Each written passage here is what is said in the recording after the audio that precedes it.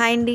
వినాయక చవితికి 2 రకాల ప్రసాదాలు తక్కువ టైంలో చాలా ఈజీగా త్వరగా చేసుకోవచ్చండి. అవేంటంటే ఉండ్రాళ్ళు, అలాగే జిల్లేడికాయలండి.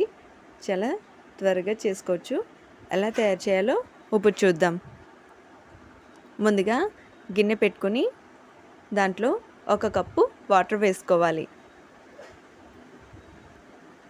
ఆ నీళ్లను మరిగించుకోవాలి. దాంట్లోనే కొద్దిగా ఉప్పు వేసుకోవాలి. ఇక్కడ ఉండ్రాళ్ళ కోసం వరినూక వాడుతున్నామండి. మీరు కావాలితే వరిపిండి కూడా వాడచ్చు. ఇప్పుడు 1 కప్పు వాటర్కి 1 కప్పు వరినూక వేసుకోవాలి.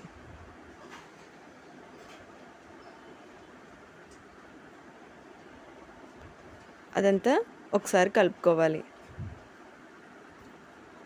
మంటను మీడియం ఫ్లేమ్లో పెట్టి దాన్ని కాసేపు ఉడికించుకోవాలి.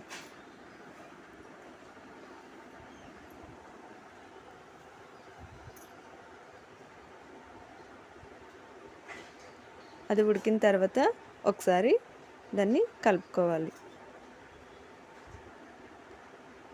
ఇప్పుడు మూత పెట్టేసి ఒక 5 నిమిషాలు ఉడికించుకోవాలి.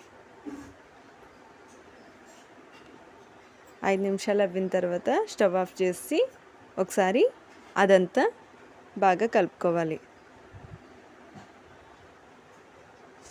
ఇప్పుడు చూసారా, ఆ రవ్వ అనేది ఇలా కలుపుకోవడం వల్ల చాలా పొడి పొడిగా వచ్చేసింది కదండి. ఇప్పుడు సగం తీసి ఒక ప్లేట్లోకి వేసేసుకోవాలి. ఇది జిల్లేడికాయల కోసం అండి.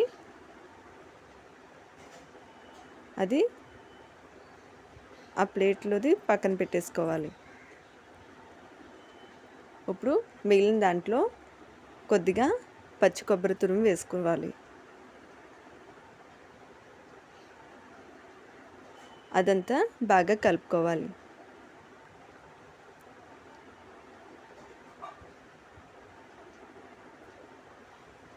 ఆ వేడికి కాసేపు అదంతా మగ్గిపోతుందండి. ఇప్పుడు స్టఫింగ్ కోసం కడాయి పెట్టుకుని 1/2 కప్పు బెల్లం వేసుకుని కొద్దిగా వాటర్ వేసుకోవాలి. ఇప్పుడు బెల్లం అనేది కరగనివ్వాలి. బెల్లం అనేది కరిగిపోయిన తర్వాత దాంట్లోకి పచ్చి కొబ్బరి తురుము 1 కప్పు వేసుకోవాలి.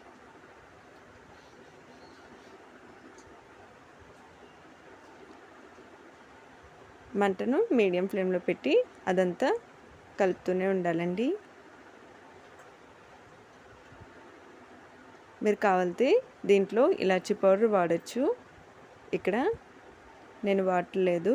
ఇప్పుడు ఇదంతా దగ్గర పడిన తర్వాత పక్కన పెట్టేసుకోవాలి.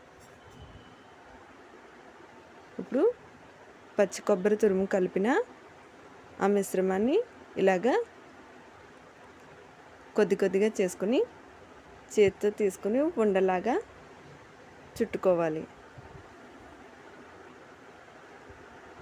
అన్నీ కూడా అలానే చేసేసుకోవాలి.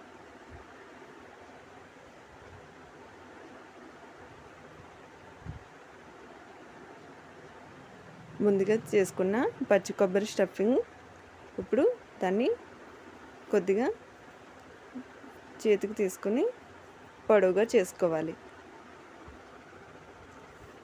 అన్నీ అలా చేసి పెట్టేసుకోవాలండి. ముందుగానే ప్లేట్లోకి తీసుకున్న ఆ వరినూకని దాన్ని కొద్ది కొద్దిగా ఇలా చేసుకుని ఒక బౌల్లో చేసుకుని ఏలుతో ప్రెస్ చేసి ఆ స్టఫింగ్ దాంట్లో పెట్టుకోవాలి. ఇప్పుడు అదంతా క్లోజ్ చేసుకోవాలి.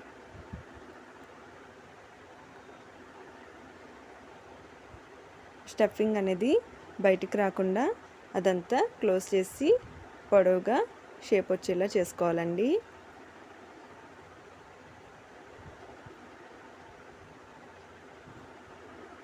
అంతే, మిగిలినవి కూడా అలానే చేసి పెట్టేసుకోవాలి.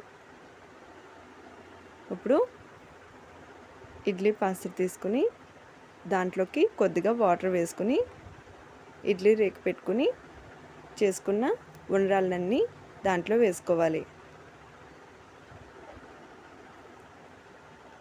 ఉండ్రాళ్ళు పెట్టేసిన తర్వాత దాంట్లోకి చేసి పెట్టుకున్న జిల్లేడికాయలను కూడా వేసుకోవాలి.